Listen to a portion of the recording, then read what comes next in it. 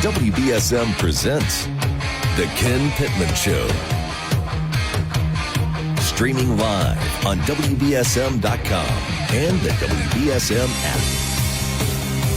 Call 508-996-0500. Now, Ken Pittman.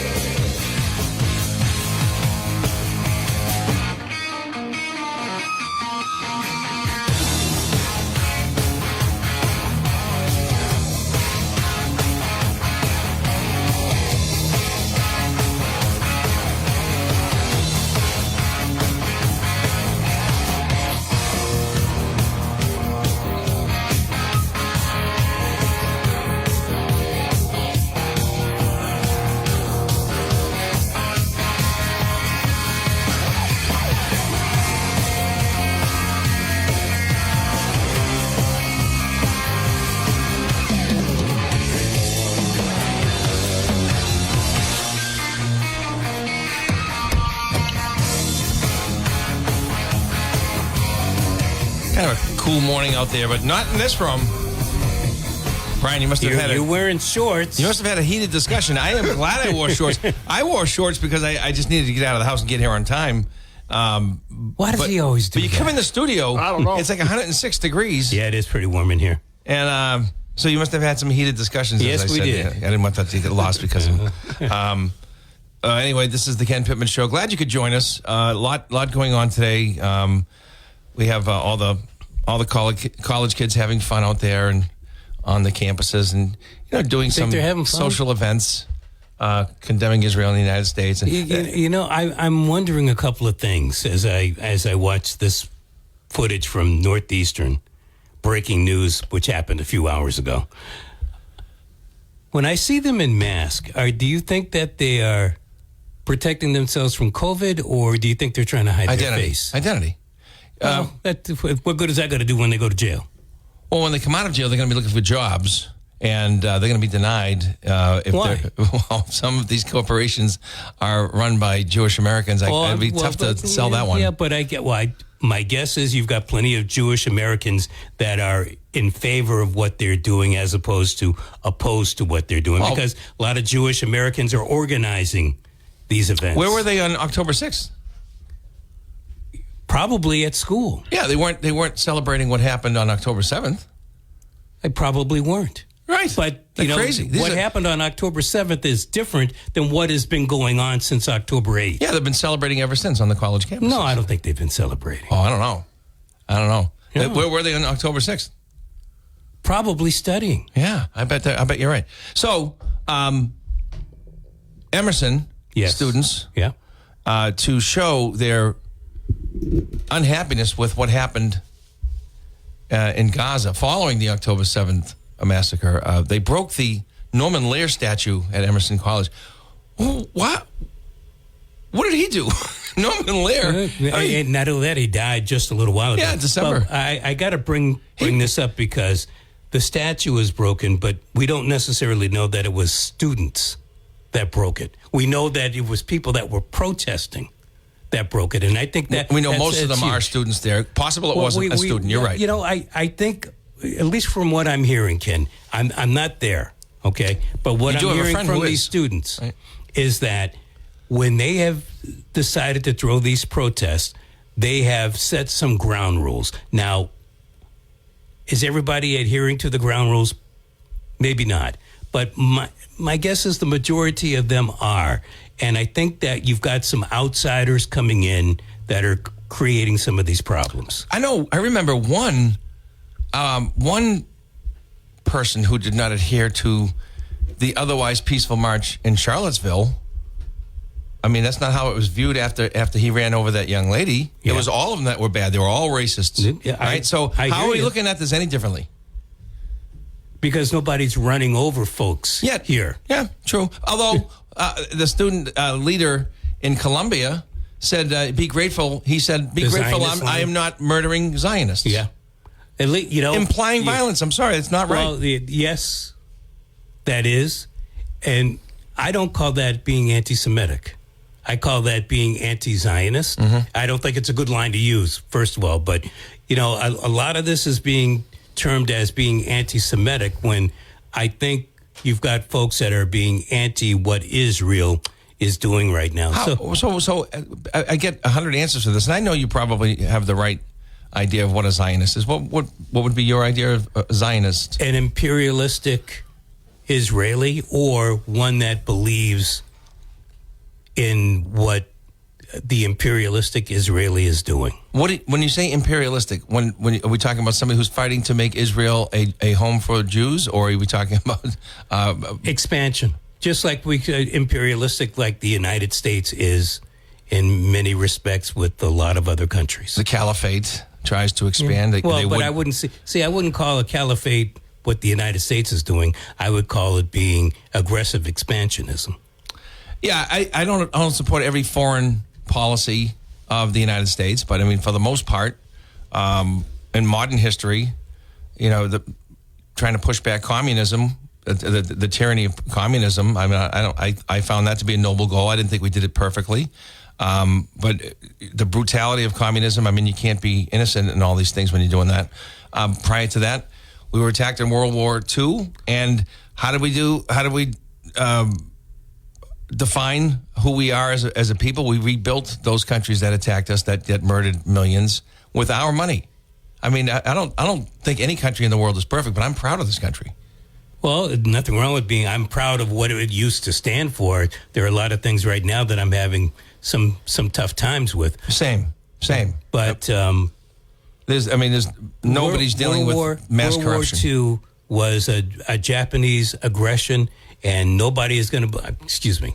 Most people are not going to blame the United States for the actions that it took until you get to the part about dropping bombs.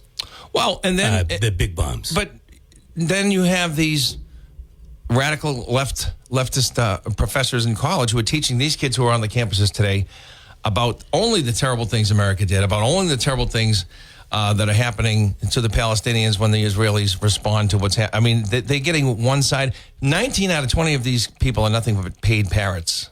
I mean, we already know George Soros is funneling. I'm sorry, be specific. Who's the paid parrot? Most of these agitators couldn't answer a quiz about what's going on in Israel and Gaza. They just couldn't. They're just there because they're being paid to, or they just feel they want to be part of something. In my mind, most of them look like Gary Larson Far Side characters. So you got me because I don't know what a Gary Larson Far Side character looks like. Oh, you're missing out, man. No, the Far Side. There was a single panel cartoons that were found in newspapers every day for many years throughout this, I guess, 70s, 80s, 90s, and maybe the early 2000s. But funny stuff. Anyhow, all kidding aside, these police departments are finally being the police. We saw these kids talking about, I don't see why they had to knock people to the ground and press their faces against statues. Like they've never seen the police that we know. No, that's really what they do. They're not. I mean, they're starting to arrest because they're told to leave, and these kids today don't think there are any consequences. Well, I think there are consequences. Something that our colleague Barry and I talked about yesterday. There are consequences for doing certain things, but there's also a way for the students and the police to handle these situations. Yeah. And when I saw yesterday Emory University, it's down in Atlanta.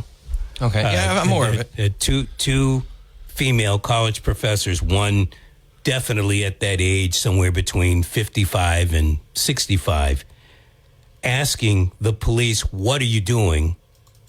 And she gets manhandled, thrown to the ground, and her arm just contorted right out of its socket, and then handcuffed. Another cop coming over and tasing. There are some problems here. And I think at this particular time, I might be going out on a bad limb here, but I think at this particular time, the protesters have the advantage. Will they end up winning? I don't know. But when you start with one or two protests and it's mushroomed across the country the way that it has. Well, I think George Soros, I think the radical left is looking for a Kent State opportunity here. Well, see, this is, thank you for bringing that up. And just as a reminder, next Saturday, next Saturday. We're going to talk about that because that's the anniversary of Kent State. Mm-hmm. And I think you are, I don't know if George Soros or any of those kind of people, but I can see something like that happening again. More cops have been hurt than protesters so far. You know that? Around the country. I don't know that. Yeah.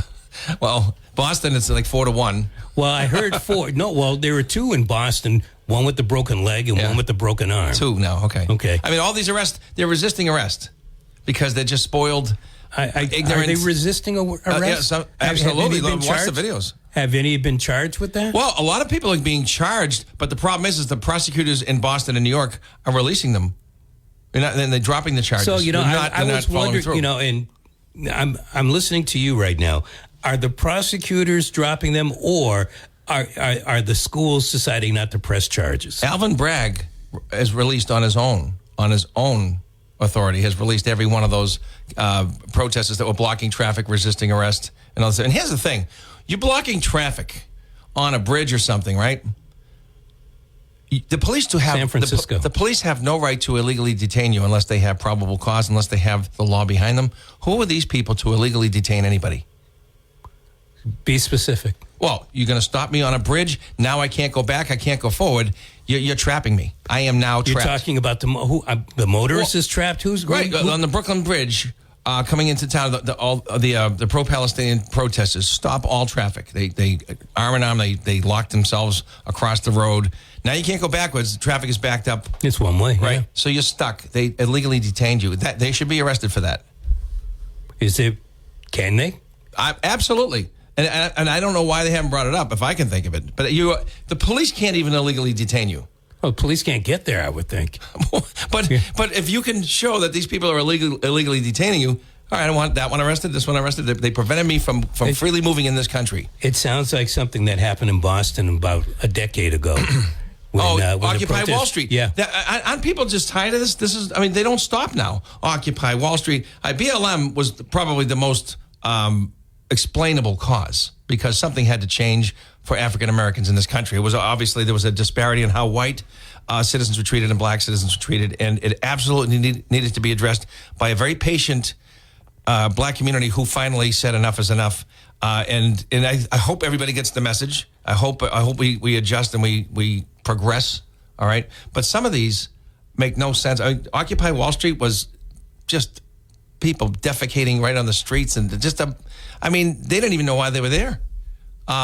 The one time I met Andrew Breitbart. You remember Breitbart News? The Breitbart News? Yeah, I was covering the presidential primary up in Manchester the year Barack Obama won. And I watched Andrew Breitbart. I saw him coming from a distance. I said, I think that's Andrew Breitbart. He's coming alone back toward Radio Row. I happened to be outside in front of the hotel. And he's coming from the Occupy Wall Street camp. And he just walks right up to us and he says, I said, hey, Andy, it's nice to meet you. And he just really didn't care about that. He says, I've really learned that I'm more likely to stand up against something than I am for something. I learned that about myself. And he was over there just to debate these people, and none of them knew why they were there or really understood what it was they were doing, but it was cool. They had some weed, good way to meet chicks. I mean, it was just, some of these people are only there because they want to belong to something. Some of them are passionate about it. And then you have the true believers, there's no doubt about it, but they're really just the leaders. We had $19 million that we were able to trace from George Soros to these activists. I don't know if you realize it or not, but you brought up something that I think is has my mind spinning right now. Okay. You said, I guess it was Breitbart that actually said it, he doesn't know if he would protest something that he's for or something that he's against. He learned that he's more likely to stand up for something that he's against than he is for. Something that, and I think that, but how telling is that? I think that's human nature. Is it? Yeah, I don't know myself right now. Am I standing up for something that I believe in, or am I standing up against something that I am so vehemently against? Yeah, I think you're more likely to do the vehemently latter. against. Yeah. Because when something's wrong, when you see some oppression, I think it hits. It's a chord. Yeah. Yeah. I mean, I think it's just human nature. So these protesters, let's look at the really person that's out there wanting to protest. They're out protesting against what's happening in Gaza, not so much pro-Hamas. I mean, I think there are plenty of Palestinians who don't want any more atrocities on either side to happen, and they're out to stop it. They want it to end. They want Israel. Obviously, if Israel wanted to, they could have ended this a long time ago and done this quickly and much more brutally. And so, Hamas understands the psychology of all this, and so they're hiding behind the civilians. They're shooting from behind the civilians so that the Israelis will respond and fire toward the civilians that they're hiding behind. That's just how they operate, because they know how the left is going to react. They know how the media is going to react. And so it's prolonged because the Israelis got to be very careful. Because they're not being careful. Well, they're not being careful enough because people die. But in some cases, I think they're defending their lives when they're killing. I think the Israelis have shown a lot of restraint in some cases, and then in other cases, I think they do a terrible job, not even bothering to explain how this group of people died. There's been relief groups who have been blown up hundreds at a time. I mean, so there's a lot wrong, but it's war. There's no war where that won't happen. There's not a war where that will not happen. I question that statement. I think crap happens. We're going to go to commercial whether we like it or not. But crap happens. But how many times in such a short period of time does crap happen? We get millions of people in a consolidated area. It's not good. It's not good. We're going to return in just a moment. Also want to pick Brian's brain about what his views are on the NFL draft, which is still taking place, but some big moves in the NFL over the last couple of days, obviously. You're listening to Ken Pittman on AM 1420 WBSM.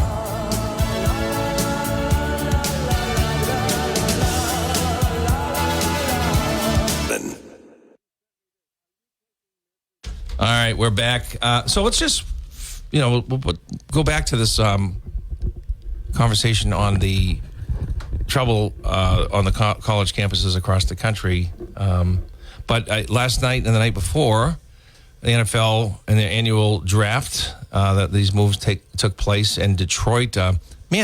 Men's night. 270,000 people. Did you see that? That was unbelievable. At first they were saying 150,000, and I thought that was pretty massive. But 270. Yeah. Dang. Well, does Boston even have a place that can handle that? Probably the Commons. Yeah, I guess you'd have to go there. Yeah. I don't think the people on Beacon Hill would be supportive of it. You throw money their way. They've got the bars and stuff like that, the old Cheers and whatnot. I don't think the old Cheers is going to hold. Wait a minute. Emerson's right around the corner. Maybe not. Yeah, right. Is there enough room between the protesters and the supporters of the NFL? There's just not a lot of areas that I can think of. But you're right. Maybe the Esplanade or something like that. But 275,000 pretty much nerds, right? Football nerds go to the draft. And I'm sorry. I might go to like Miami for something like that. I'm not going to Detroit. I'm not going to go to Cleveland either. Right? I'm just not going to do something like that. Well, wait a minute. Didn't they have it in Cleveland a couple of years ago? Probably. And they had the Rock and Roll Hall of Fame was right there. One thing about Goodell is he is a marketer, right? He knows how to market the NFL. I mean, now they're playing in South America this year. They're playing in Europe. Huh? Two things about him. He can take a boo. He brushes those right off. Yeah, I know. That's true. But he knows how to market the NFL, and the money's coming in like nobody's business. They used to do the draft at Radio City Music Hall in New York every year where, 6,000 maybe could watch from the stands, whatever the capacity is there. It might not even be that much. And nobody batted an eye. It was just something you got accustomed to. Now, this is rock star status, and they make the big production, and they get cameras across the country in all these kids' living rooms. And 3 nights. There's 3 nights of this, 3 days. Yeah. So the first night on Thursday annually is reserved just for the first round, then they cut it, and then the second day is for second and third round, and then they finish the 4th, 5th, 6th, and 7th rounds on Sunday, right? Mm-hmm. And today. Saturday? Yeah. So today, that's right. Today's the 3rd day. And it's very exciting for NFL fans. They want to see what their teams are doing. This is the first time this century that Bill Belichick my new best friend, is not involved with the New England Patriots decision making. So we don't know really what the brain trust is, if they're good or bad. We get a little indication now. I'm only saying that because I was away. My band was performing down in Florida last week, and who do I see in the airport right across from me was Mr. Bill Belichick on his. Really? He was in a Zoom meeting. He was. Yeah, I thought he was off the phone. I thought he was off, and because there was no activity, I took a step toward him, and his eyes got as big as eggs. And I said, "You on the phone still?" And he nodded. I said, "I just want to say thanks for everything, Coach." And he said, "Yeah." And he, get out of here. I got to talk. Leave me alone. I'm talking about my Nantucket property. I should have ran by him as fast as I could with a stop sign. 4.8, 4.9. What do you think, Coach? Do I got it? Just maybe get it down to 4.5. Probably that's not going to happen. But anyway, he was just by himself, and I think he had one of those vests on, like a ski parka vest, a collared shirt, shorts, and sneakers. And where was this? Logan Airport. He was probably going to Florida, Ken. I don't know. He didn't catch my flight. We were going to Florida. He didn't. But anyway, so he ended up doing this analysis. And I'm thinking, why would Bill Belichick do an analysis? Maybe he wants Patriot Nation to know what he would have done as opposed to what's being done. Now, he did not like the Drake May pick, really. Okay. Can I raise my hand? Yeah. I wasn't impressed. I already can see the headlines. If this kid stinks, let's say we're 2-11 and he steps in the field when they're 0-4, 0-5, and he steps in the field and they're 2-11 and he's making mistake after mistake. Mayday. Yeah, good. With an E. Headline, yeah. With an E. Yeah. Right? I should patent that. But you know what? You could also have Mayday if he does well. Well, I'm a little concerned about this. We have Mayday. We have Kraft Mayo. We have Coach Mayo. We have Drake May. You've been thinking about this too long. Mother May I. You've been thinking about this too much, Ken. Yeah. Maybe. A little too much time. Mother Day May. I hope I'm wrong. Drake May, I hope he's everything they think he's going to be, the next Herbert or Josh Allen, whatever. But he does tend to bail out of the pocket and take off without letting the plays progress a little too often. He took 22 sacks. What kind of a line did he have? No, it wasn't the best team. Yeah, I get that. But he was not putting up numbers that make you feel comfortable that this is a franchise quarterback. Hello.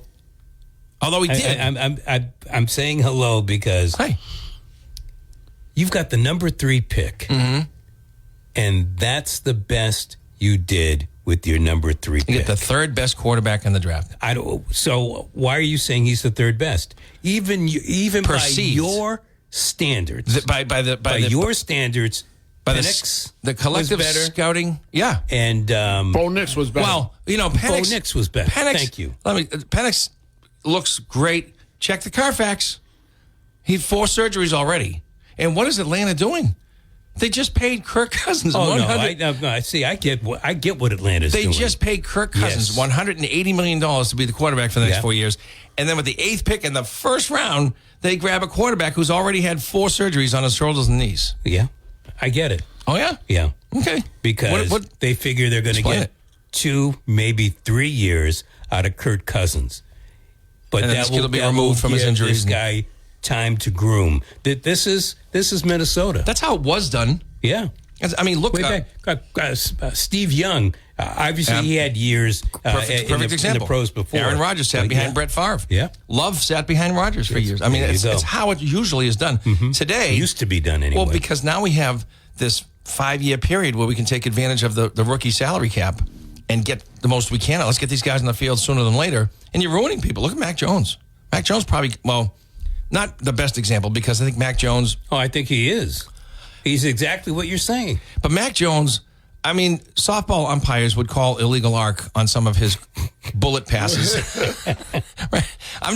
He doesn't have the arm strength. I mean, Drake May, one thing I'll say about Drake May, I saw a video of him. I just said this off air. In the video, he's on the 22-yard line facing the other side of the field, and he's aiming for the goalpost, which is obviously 10 yards deep in the end zone. So that's 88 yards. His first try, he threw the football, and he hit this thing 88 yards away. Did he hit it in the middle? I couldn't tell you. To the right? I couldn't tell you. See, that's what matters. But my word, they made a big thing about Joe Milton. Is that his name? Joe, right? The quarterback from Tennessee. Yeah. He threw the ball 70 yards during the combine. Everybody was like, "Oh boy, he could throw it 70 yards." I've thrown the ball 70 yards, and I'm a terrible quarterback. What does that? I mean, what does that got to do with anything? But 88 yards—that's a different animal. That's my 88 God. yards is a lot, but that's Mahomes. You know this as well as I do. It is the accuracy, right, that counts. Well, and it's what's happening upstairs. Yeah. Oh, yeah. Right, because you got to not only be able to throw in small windows, you got to be able to do it when you see it happen or when you see it about to happen. Before it happens. Yeah, you have to throw it ahead of. I mean, there's a lot to being a quarterback. It's one of the hardest positions in all of sports. I think maybe the hardest position in all of sports might have been when you were opposite Mike Tyson in that window of time where he was indestructible. But I wouldn't want that position in 1994 or whatever. But I don't know that I'm going to go down that road. So, question then. Yeah. Quarterback or hockey goaltender? I think quarterback. Really? Yeah, I do. Oof. No. I'm not saying that's easy, the goaltending. I understand. What about a soccer goalie? No. I don't, bigger range, but I don't know. You're on ice in hockey. I didn't know what to expect with this brass. Are we going to draft a punt advisor? I don't know what they're doing. But Drake May, to them, was the safe choice. In my mind, you get a better team if you slide down, let Minnesota take Drake May. Now you've got 3 first-round choices, 2 this year, 1 next year, and now you get draft capital to maybe get a couple more pieces of this puzzle. This is not an easy fix. This is a 3-year fix minimum, right? Drake may solve all your problems. I see a lot of signs that he's not ready, and he could be something, but he's not something yet. Well, that's what Jacoby Brissett is all about. He's the bridge. Yeah, and he's built to be that bridge because somebody's getting clobbered the first 10 games. Somebody's going to be... Well, good offensive lineman that they chose. I thought, that they should have taken Beebe at Kansas State, and he was left they left him there, and who took him the next pick? Dallas. I don't know. I don't know much about that guy. I know Ole Fasciano, his teammate. I wanted him in the big way, the offensive tackle, but this is an interior lineman, a tough guy, works hard, I don't know as much about him as I knew about so many of these guys, but the Patriots in Dallas, I think to their shock, saw this run on tackles in the first round that they didn't think was going to happen, and so they left out in the dark. And Dallas dropped down thinking they were going to get Morgan from Arizona, the good offensive tackle, and only to watch Green Bay snag him. So the best laid plans of mice and men in the NFL, I guess. But then the second round, the Pats grab Jalen Polk, 6'2" wide receiver out of Washington, the runner-up for the national championship, who caught passes for Penix, and oftentimes overlooked by O'Duns. I had a couple of players I would have liked to have seen on the team before him, but I don't think it's a bad pick. Well, so in other words, it's why don't we choose Randy Vataha again? Oh yeah, we did. Yeah, Randy Vataha. Yeah. Ricky Pearsall going in the first round, I thought that was a reach. I think he's a good player. Yeah. Oh, they're all good players. Yeah. They're all great players. But San Francisco, are they pros? But San Francisco has got Ayuk. They've got Deebo Samuels. You had to figure they're going to move something here because. Well, I thought I heard that Deebo is getting moved and Buffalo and the Patriots are high in the running. That's what I heard on. I did hear radio that. yesterday. I did hear that.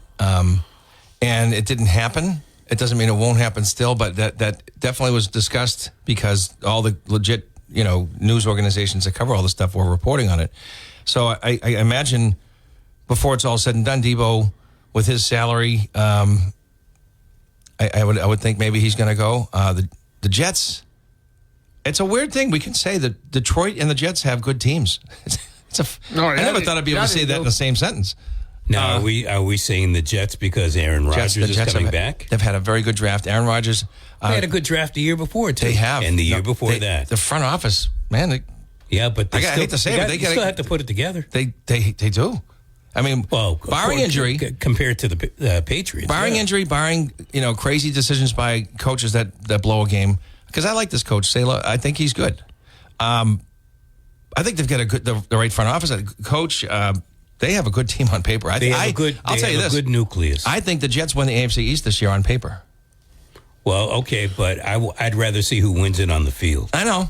You got to see them play it out. I think Buffalo's window is closing. I really do. They picked Keon Coleman from Florida State, when they dropped down after needing him, they gave Kansas City basically the next Tyreek Hill back. When they dropped down, they swapped with Kansas City, who gets Xavier Worthy, who scored the fastest 40-yard dash in combine history. Yeah, they get the next Tyreek Hill. So the rich get richer. But he's built like Grover from Sesame Street. Hello, everybody. I could see. He's got the shoulder I can width. see why Buffalo didn't choose that guy. Kansas City, you're absolutely right. The difference between Kansas City and Buffalo is it gets colder a lot quicker up in Buffalo, and that kind of speed doesn't matter as much. Kansas City's cold. Oh, no, I know, but not as soon. So, in other words... They had frostbite. But they won't in November and at the beginning of December. Okay. That's what I'm getting at. All right. Well, the lake snow certainly is a factor. Yeah. Blow a guy like that backwards. That's right. Yeah. So you see Thornton, the real skinny guy. Rail? Have you seen him in the gym? No, what's he look my like? God. He's got something on him now? He's put on a good 18 pounds of beef. Pretzel? Oh, no. He's been pounding the weights, pounding the carbs. Kendrick Bourne and him are working out 6 times a week. He's buff. I mean, we're not going to recognize this guy. Nope. He looks great. Hopefully he makes the team. Oh, it's going to be crowded, isn't it? Yeah. You already have 6 receivers. Yeah, you got 6. You got 6 receivers that are under contract, Ken. Yeah. Now, Boutte, I don't know how much longer that's going to be. That might not age well. He got caught gambling on his own team down at LSU. I mean, oof. I think this, to me, if you gamble on your own team and you gamble against your team, that's a deeper infraction in my mind than gambling for your team. I don't think you should be allowed to do either. I think they should both be banned and maybe criminalized like they are now. But I think it's a worse infraction if you're gambling against your team. Yeah. Right? Because you can do things. Exactly. Yeah. And so but he was gambling apparently on his team. And that's a no-no. He got busted. Well, allegedly. He is not convicted yet, but he's in big trouble. I think the patch will probably announce he's going to be released. Oh, I'm sure.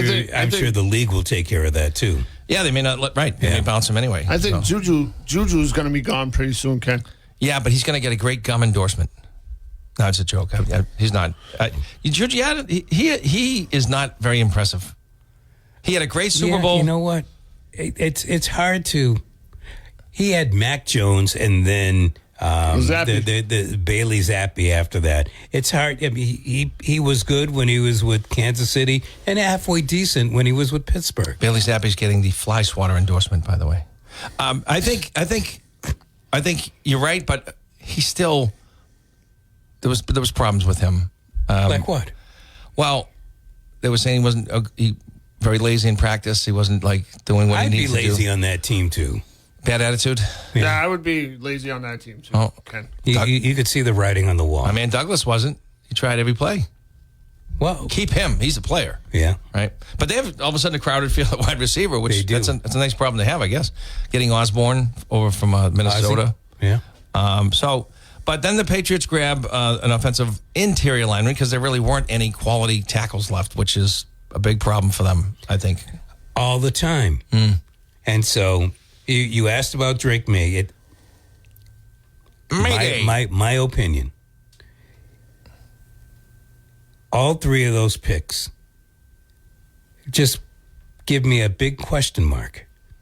They didn't get maybe, like I said, it might be me. They didn't get the quarterback that they could have done better with. They didn't get the offensive lineman that they could have done better with. And they didn't get the wide receiver that they could have done better with. Yeah, I think Ladd McConkey was still on board. I think at the end of the day, Ladd McConkey probably doesn't get open as easy in the NFL as maybe Jalen Polk. I mean, but they're saying he's going to be a really good one. I don't know how they read it. Keon Coleman ran a 4.6 40. I know he's 6'4" or whatever. 4.6. It's going to be hard for him to get open with that speed. Yeah, but Buffalo lost two of their wide receivers, okay? No, they had to do something. But why would they drop down and drop out of getting Leggett from South Carolina or Xavier Worthy? That didn't make any sense to me. Ken, you know why Kansas City took Worthy, right? Yeah, because he was available. No. There's some legal issues with Rashad Rice. Well, with all his legal issues right now. I understand, but they need an alpha wide receiver. They didn't have one last year. They got away with it, won a Super Bowl. They didn't have a true number one. Now they have Rice. No, he's showing signs. I know he's showing signs that he could be something else. But you really need a bona fide number one on a team that's going to be contending against. I mean, because the AFC is loaded for Bears. Cincinnati, I think, has done well. Minnesota's had a good draft. I think Joe Alt's going to San Diego. Herbert is going to have a big year, if you ask me. I don't know who he's going to throw to, but he's going to have a big year. I think he's just one of those quarterbacks. Didn't the Chargers get the running back from Michigan too? Yeah, Blake Corum, which is a great running back right there. I'm hoping the Pats grab Braylon Allen out of Wisconsin. Kind of like Stevenson, but bigger. He's 6'2", 240. Runs a 4.4, catches well, blocks well. I think he's going to be a beast in the league. And so if you have Stevenson and Braylon Allen on that team, that's going to help. So you bring that up, and I don't know the answer to this question. Is Ezekiel Elliott still around? He's expected to sign with the Cowboys, but no, they haven't signed him yet. No, right? They haven't signed him yet, no. Because Tony Pollard is gone from the Cowboys. I didn't like the move, Patriots bringing Elliott here. He changed my mind. Yeah, he did well for us. Guy worked hard, put his nose down. I think he wanted a contract. I ended up liking this kid. Yeah. And I remember I did like him in college, but then when he was on Dallas with this, they're losing by 18 points and he's scooping up this, keep feeding me, I'm getting the yardage. I hated that arrogance. Look at the scoreboard clown. Right? For years, I built up this animosity against him because I hated that. And then he comes to New England. He comes to New England, you know him a little more intimately. He's a pretty good guy. He did the same thing here, though, as far as the spoon. When he had the opportunity. Maybe he had one opportunity.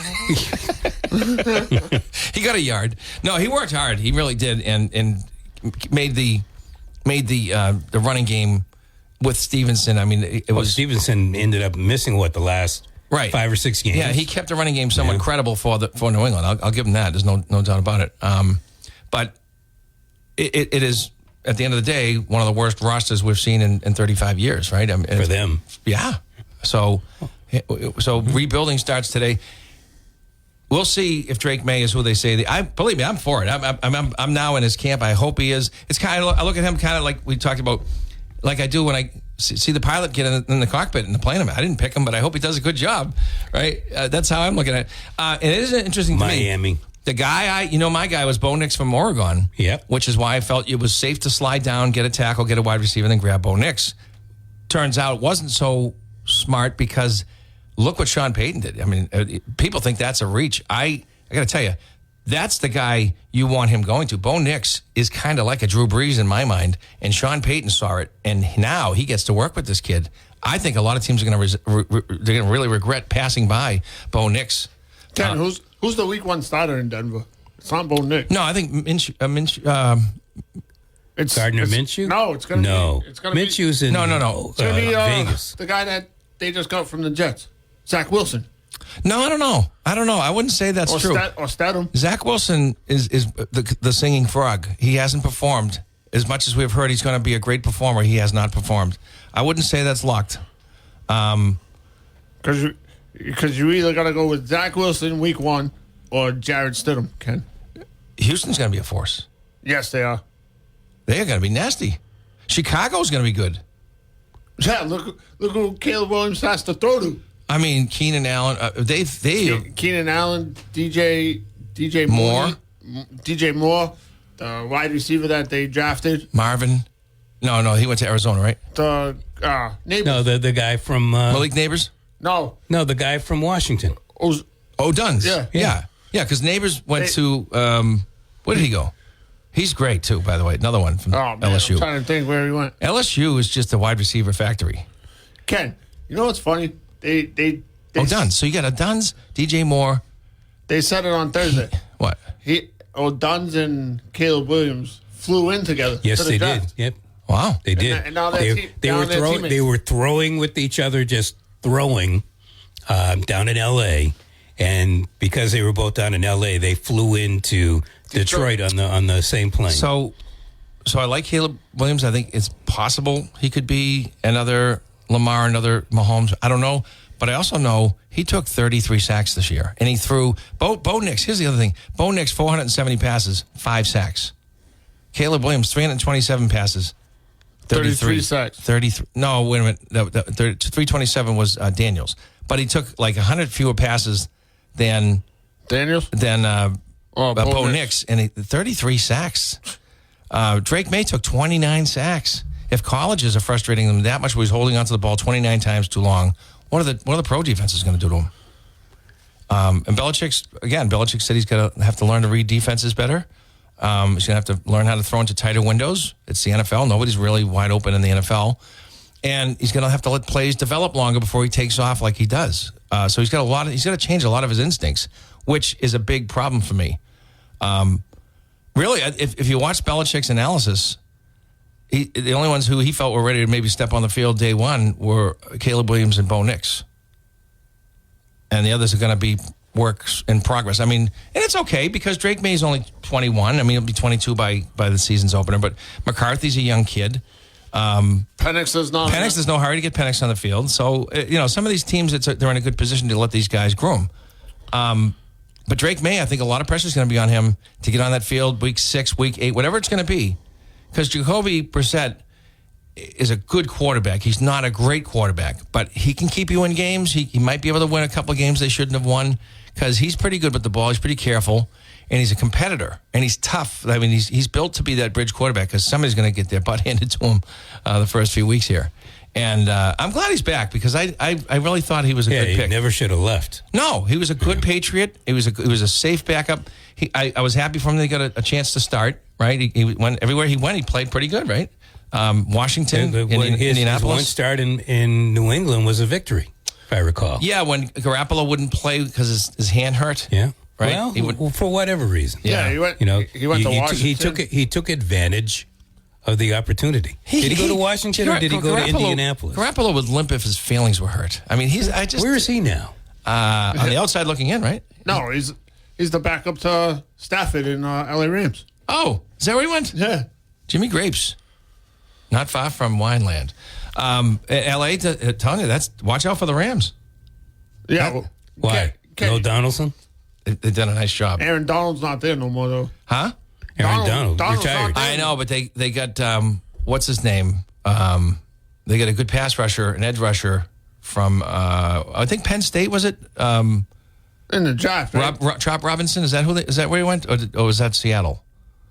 I think Chop Robinson went there. They did get somebody in the first round, and I forgot the person's name, and he is outside, and the comparison was he's not going to be Donald, but Donald's one of the top 10 ever. Right? I think he's probably a Hall of Famer. Oh, yeah, I would think so. I mean, you had to put 2 on that guy, and even then it wasn't enough. There's no reason to say he's going to be that guy, but they addressed it at least right away. In the first round, who did they get? So the Rams got Blake Corum in the second round, right? Yeah, Blake Corum went to the Rams. Went to the Rams, not the Chargers. Sorry. Yeah, he went to the Rams. In the first round, though, they addressed that problem with Donald retiring, and they grabbed. No, they didn't have a pick in the first one. They had to do that in the second round. It was their first pick, though. But Matthew Stafford, he's a winner. They grabbed. He won once. No, they got a great defensive lineman, Braden Fisk from Florida State, who I wanted the Pats to get. Wasn't really interior lineman, not really high on the list of needs, but kind of like when we got Vince Wilfork, he was just too good not to take. He's one of those guys, and they somehow got him with the 39th pick. Braden Fisk was supposed to go in the top 22 or 24 at one point. Well, look how many offensive players went in the first dozen. Amazing. I mean, we knew it was going to be one of the better drafts in many, many years for offensive players, quarterbacks, wide receivers. We knew that was going to be the case, but man, was it 9 players before a defensive player was taken? 12. 12, wow. Ken, but if you look at New England, they could have got that guy Polk at 34. They traded down to get him. There was still a couple of guys I'd rather see. I would have wanted to see. I guess Bo Nix. Well, no, he went 12 first round. But Adonai Mitchell. He was there at 3. Adonai Mitchell from Texas, all the physical gifts, 11 touchdowns, 1,100 yards. But he's also, there must have been some sort of background check on him. Who do you go to? He went to somebody. He was a Georgia I think he was a Georgia transplant who went to Texas. Yeah, he went to somebody yesterday in like the second or third round. Yeah, he was picked. He wasn't happy about it. He looked like he was upset that it took them that long to see the brilliance in him. But I think there's something to that. I think a lot of teams learned something about his background because he should have been gone long ago. We're going to take a break. We'll come back and, fast hour moved really faster than I imagined. And coming up to the news break right after we return. Don't go away.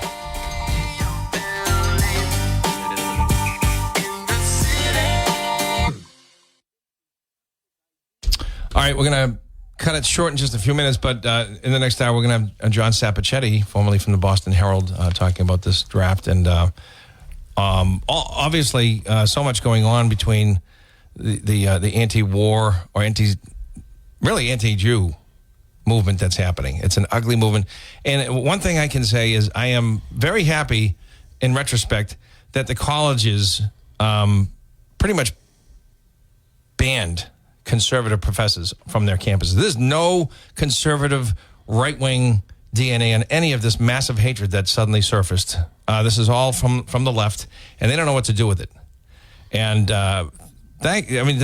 because these geometrists in the media would find an angle to point to the right here. It can't be found. This is not a right-wing movement. This is hatred coming from the, quote, tolerant, unquote. They just don't know how to write about it. They don't know how to deal with it. It's an amazing thing. Joe Biden doesn't know what to do. Joe Biden, like many things, he's feckless. And, Ryan, it's a pretty sad day when people agree with the president that the economy is good. When your hamburger got a higher raise than you should admit there's a problem. And some people say, what are you talking about? Things are great. Yeah, sure, I've had to downsize. Bidenomics. It's going in the right direction, though. I've been told. My brother gone to the dark side. He's now, he's in the union. He's in the union. But he's now doing all of Biden's bidding.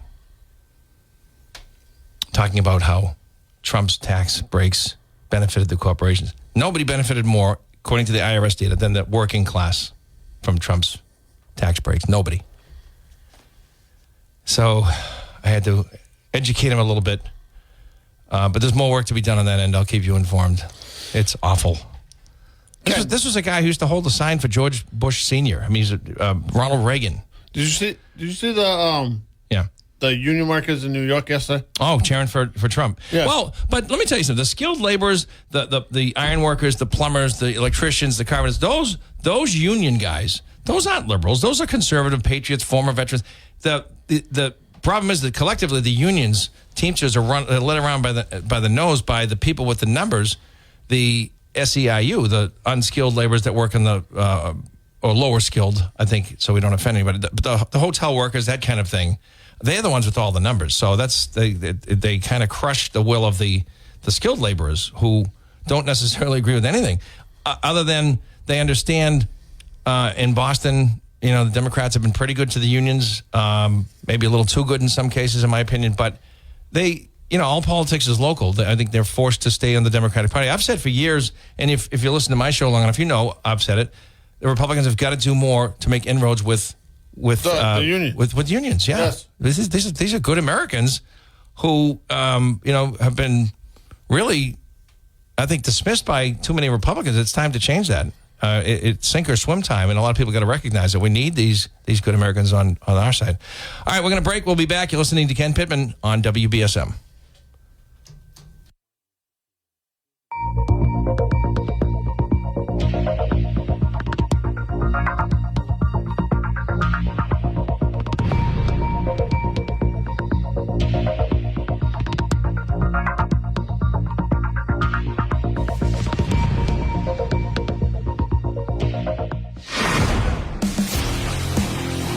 WBSM and W258DR, New Bedford. a Town Square media station.